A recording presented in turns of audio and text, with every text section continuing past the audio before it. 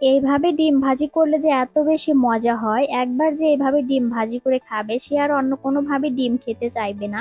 এই ডিম ভাজিটা গরম গরম ভাতের সাথে খেতে যেমন মজা, এমনিতেও খেতে অনেক বেশি মজা লাগে। কিভাবে ডিম ভাজিটা করলাম চলুন তাহলে আগে সেইটাই দেখে নেই।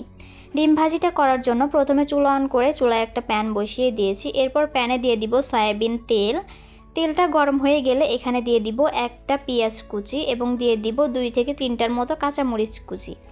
এরপর এখানে দিয়ে দিব টমেটো কুচি। একটা টমেটোর অর্ধেক আমি এভাবে কুচি করে নিয়েছি। এখন পেঁয়াজ মরিচ এবং টমেটোটাকে হালকা করে একটু ভেজে নিব।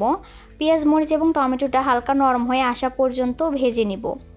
এরপর এখানে দিয়ে দিব স্বাদ মতো লবণ এবং দিব সামান্য একটু হলুদের গুঁড়া এবং লাল মরিচের গুঁড়া। এখন পেঁয়াজ মরিচ এবং টমেটোর সাথে মশলাগুলোকে নেড়েচেড়ে ভালোভাবে মিশিয়ে নিব। নেড়েচেড়ে মশলাটাকে ভালোভাবে মিশিয়ে নেওয়ার পর এখন আমি টমেটো এবং এই পেঁয়াজ মরিচটা এইভাবে একটু ছড়িয়ে দিব, ছড়িয়ে গোল করে নিব। আপনারা দেখলেই বুঝতে পারছেন। এভাবে ছড়িয়ে দিয়ে এরপর এখানে আমি দিয়ে দিব ডিম। ডিমগুলো আমি আগেই ভেঙে নিয়েছি। এখন পেঁয়াজ মরিচ এবং টমেটোর উপরে ডিমগুলো দিয়ে দিব। আপনারা চাইলে 2টা 3টা যে কয়টা পছন্দ করেন সেই কয়টা ডিম দিয়ে এই ভাজিটা করতে পারেন।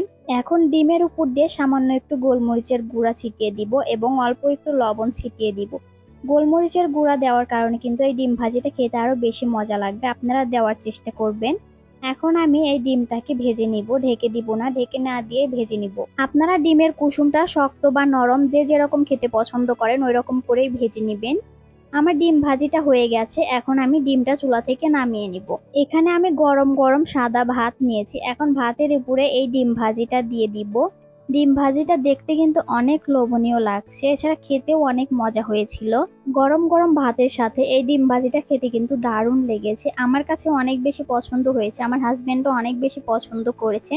এছাড়া এমনিতেও খেতে এই ডিম ভাজিটা অনেক মজা লেগেছে। আপনারা শুধু এইভাবে ডিম ভাজি করে এমনিও খেয়ে ফেলতে পারবেন। আপনারাও বাসায় একবার হলেও এইভাবে ডিম ভাজি ট্রাই করে দেখবেন, আর খাওয়ার পর আপনাদের কাছে কেমন লেগেছে অবশ্যই কমেন্ট করে জানাবেন। আপনারা কে কোথা থেকে আমার ভিডিওটি দেখছেন চাইলে কমেন্টে জানাতে পারেন, যেন পরবর্তীতে আমি আপনাদের ধন্যবাদ দিতে পারি। এরকম সহজ এবং ইউনিক রেসিপি পেতে আমার চ্যানেলটি সাবস্ক্রাইব করে দিবেন এবং ফেসবুক থেকে ভিডিও দেখলে ফলো দিয়ে পাশেই থাকবেন। আজকের মতো এখানেই বিদায় নিচ্ছি, ভালো থাকবেন সবাই, আল্লাহ হাফেজ।